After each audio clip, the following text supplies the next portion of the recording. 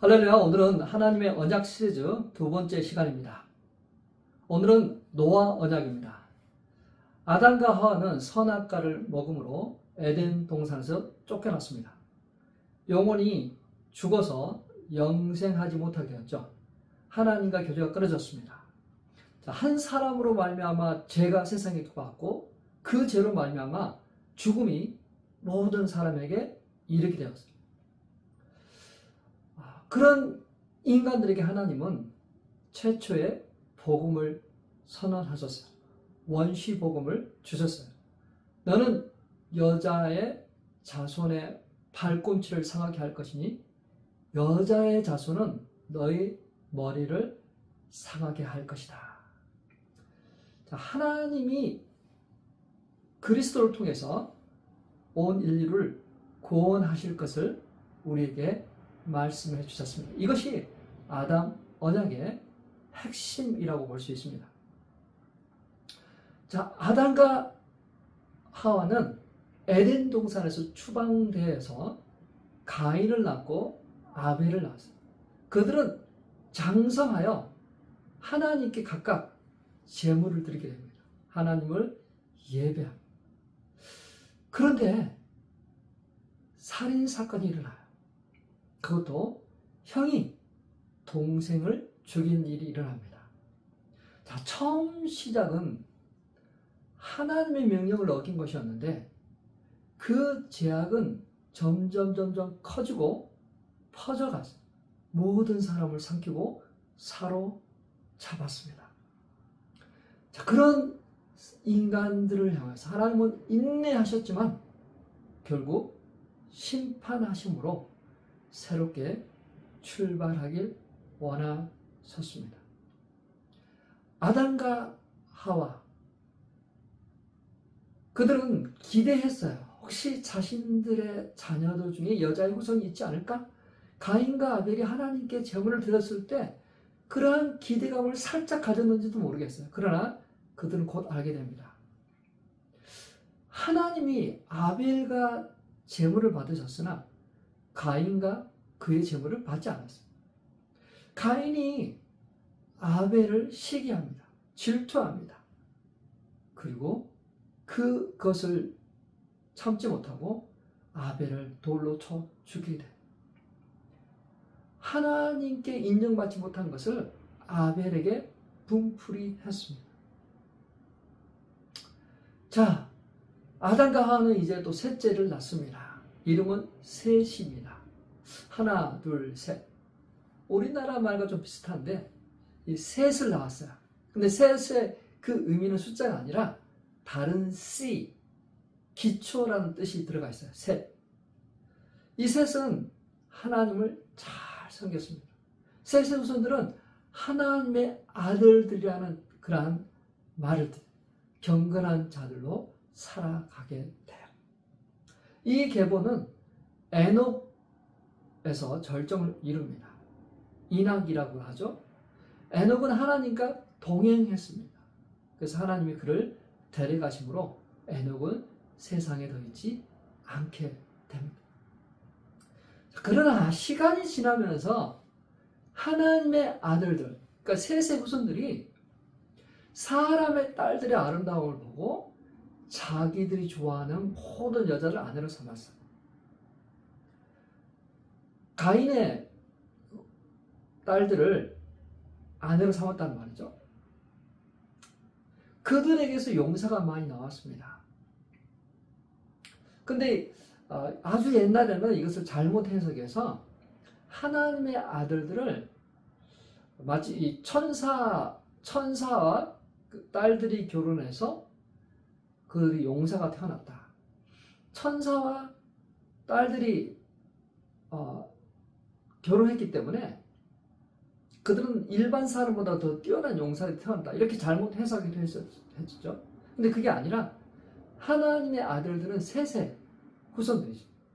경건한 셋의 아들들이 가인의 딸들과 혼인함으로써 제가 그 셋의 후손들을 마저 삼켜버렸다는 거죠. 결국 온 세상에 죄악이 퍼져들고 급속하게 확산되었다는 것을 말하는 것이죠. 자, 하나님의 심판은 죄를 즉각적으로 하시면 좋은데 그러지 않아요. 지금도 그렇지만 인내하세요. 근데 사람들은 착각합니다. 하나님이 안 계신가 봐. 그래서 그들의 행동이 더욱 담대해져, 대담해져요. 함부로 행동합니다. 그러나 하나님은 살아계세요. 하나님은 인내하고 계실 분이에요. 오래 참으셨어요. 마치 그 노아의 시대 때 하나님께서 참으신 것 같아요. 그 제약이 간용할 때, 완전히 충만할 때 하나님은 그들을 기다리셨어요. 돌이킬 수 있는 시간을 주셨습니다. 하나님은 인간이 얼마나 악한지 알고 계셨어요. 그들이 생각하는 모든 것이 악하다는 것을 알고 계셨어요. 사람의 그 악은 가득 찼습니다. 너무 많았습니다. 그래서 하나님이 사람 지으셨음을 후회하셨어요. 마음을 아파하셨어요. 하나님이 어떤 마음이었는지 창세기 6장 7절에서 8절 말씀에서 알려주고 계세요. 주님께서는 탄식하셨다. 내가 창조한 것이지만 사람을 이 땅에서 쏟아버리겠다. 사람뿐 아니라 짐승과 땅 위를 기어다니는 것과 공중의 새까지 그렇게 하겠다. 그것들을 만든 것이 후회되는구나. 그러나 노아만은 주님께 은혜를 입었다. 자, 이 마지막 구절이 참 소망이 있어요.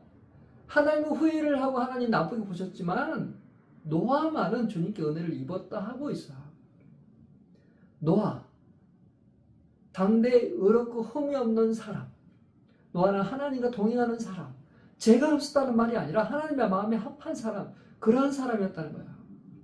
자신이 연약하지만 부족하지만 그럼에도 그는 하나님께 붙어서 하나님과 동행하려고 했어요. 그게 바로 오늘날 우리가 살아가야 될 그런 거죠. 우리가 완전한 삶을 살 수가 없습니다. 그러나 구별되는 삶, 어느 쪽으로 같이 동행해야 될지를 아는 그러한 삶을 살아가야 돼요.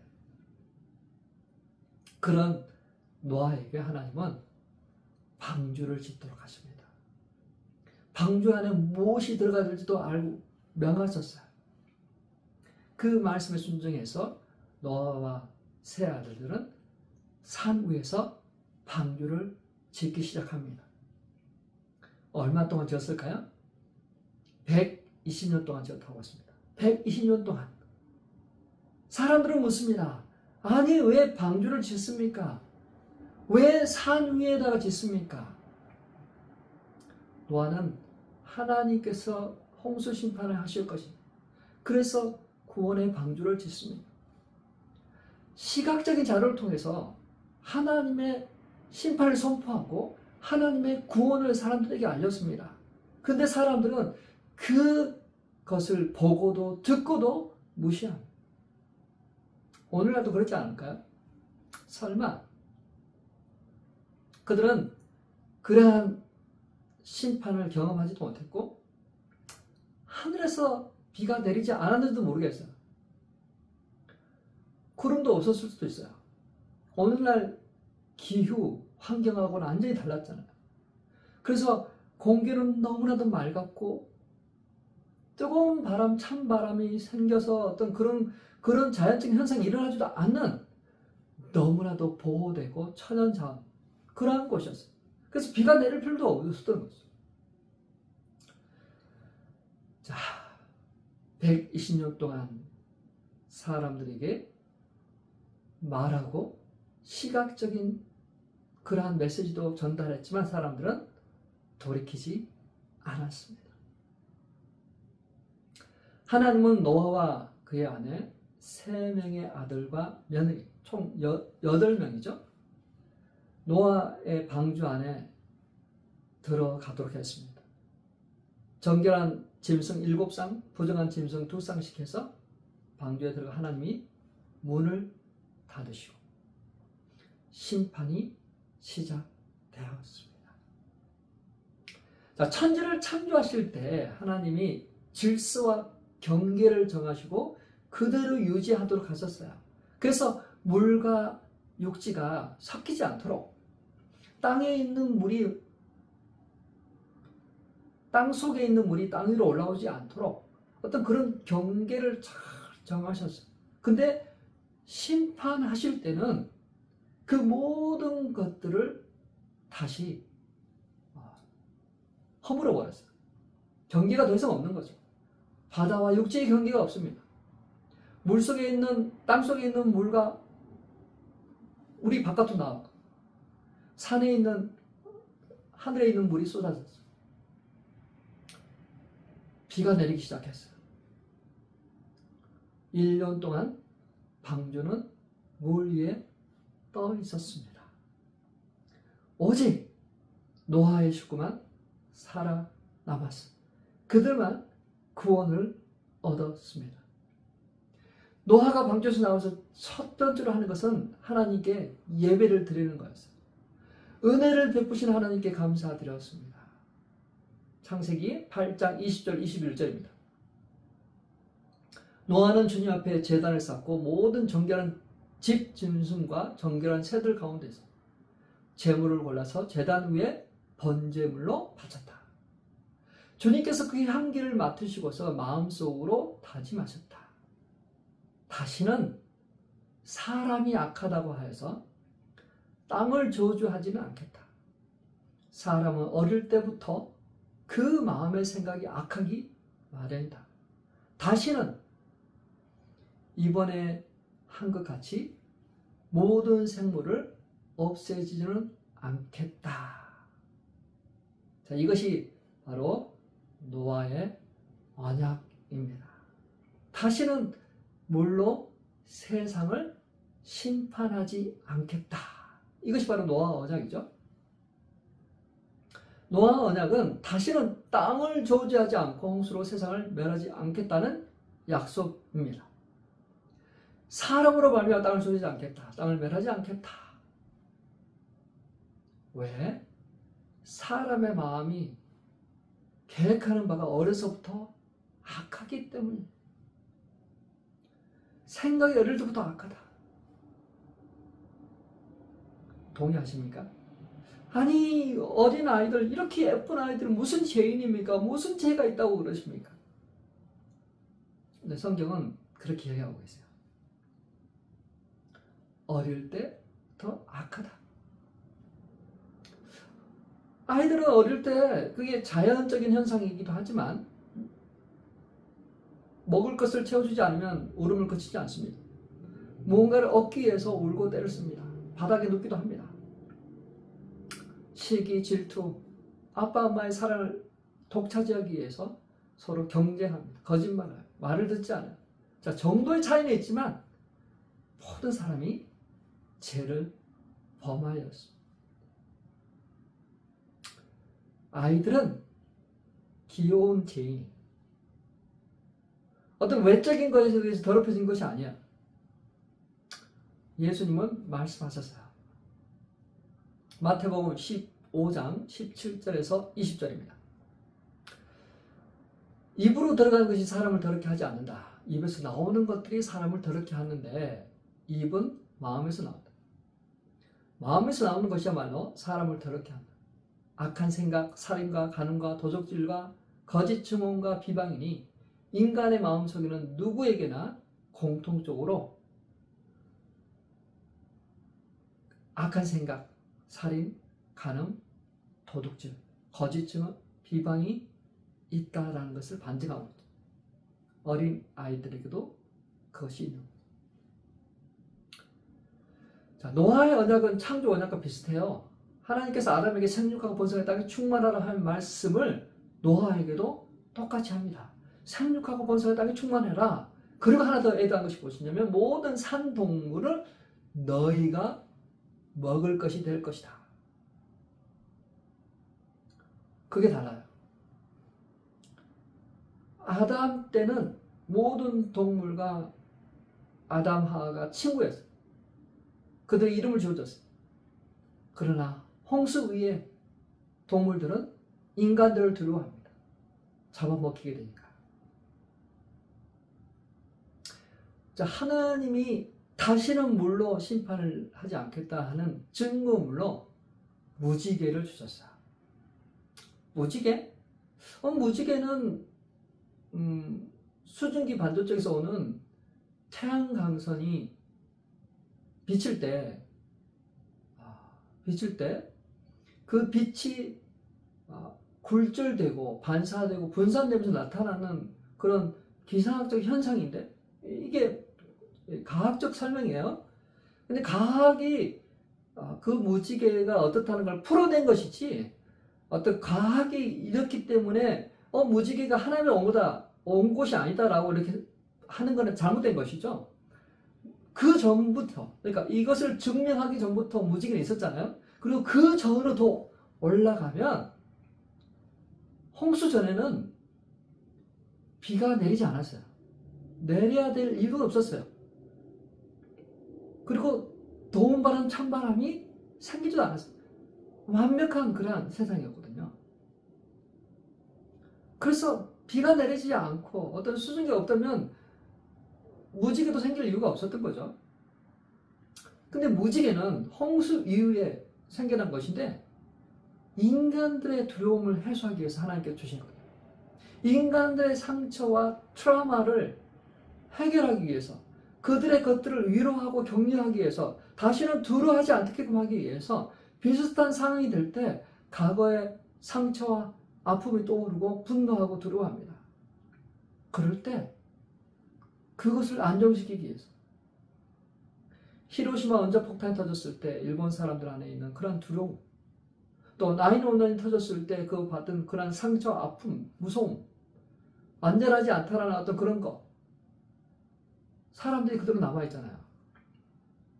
그런데 인간관계에서도 그런 것이 남아있습니다. 두려움과 분노와 상처와 아픔들이 그 우리 내면에 비슷한 것을 경험하게 되면 그것들이 막 쏟아져 나오는 거잖아요. 자, 그러한 것들을 위로하고 안정을 시키게 하기 위해서 하나님께서 무지개를 주시는 거죠.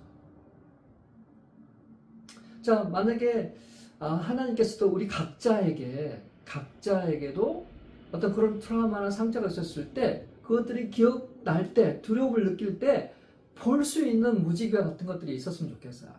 그게 무엇일까요? 그게 어떻게 보면 시각적으로 보여주는 것이라면 어떻게 보면 우리가 붙잡는 말씀이지 않을까요? 내가 그래서 아픔과 상처를 줄 때 나의 감정과 상처보다 더 우선시되는 그것을 보고 나를 메인테너스 할 수 있는 그러한 구절, 그러한 성경 말씀, 그러한 예수 그리스도, 그것들이 우리를 안정시키게 할 것입니다. 하나님은 노아와 언약을 세우셨어요. 창세기 9장 11절입니다. 내가 너희와 언약을 세울 것이니 다시는 홍수를 일으켜서 살과 피가 있는 모든 것들을 없애는 일을 없을 것이다.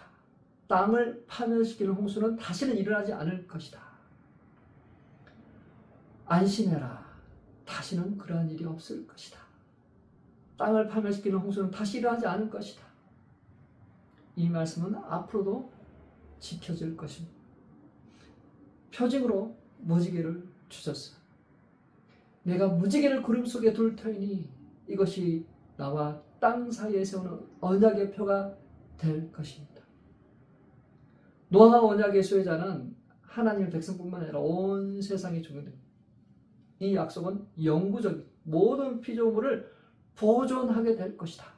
이 피조세계는 하나님의 구속사역에 전개하는 무대인데, 하나님께서 이 무지개를 통해서 우리에게 안심, 언약의 말씀을 생각나게 하셨습니다. 자, 근데 어느 날 무지개를 보면 어떤 생각이 드세요? 어느 날 무지개 깃발이 있으면 어떻게 보세요? 동성애 사람들이 무지개를 깃발로 사용하고 있잖아요. 무지개는 여러 가지 색깔이 있습니다. 다양성을 인정하지 않는 그런 취지겠죠. 피부색이 아니라 성적 취향의 다양성을 서로 인정하자. 그런 의미로 무지개를 사용하고 있습니다. 그러나 성경은 그렇게 해석하지 않죠. 성경은 남자와 여자 둘이 한 몸을 이룰지라 하고 있어요. 자, 무지개는 하나님이 심판하겠다는 그런 것이 아니라 보존하겠다는 표징이에요. 참고 인내하겠다는 거야. 아무리 죄가 간영해도 차고 넘쳐도 하나님께서 세상을 멸하지 않겠다.